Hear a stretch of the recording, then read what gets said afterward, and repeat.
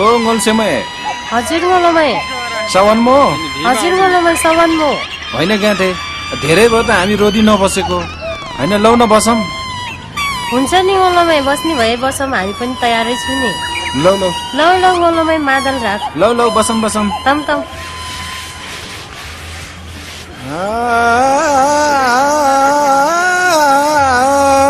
पनि मा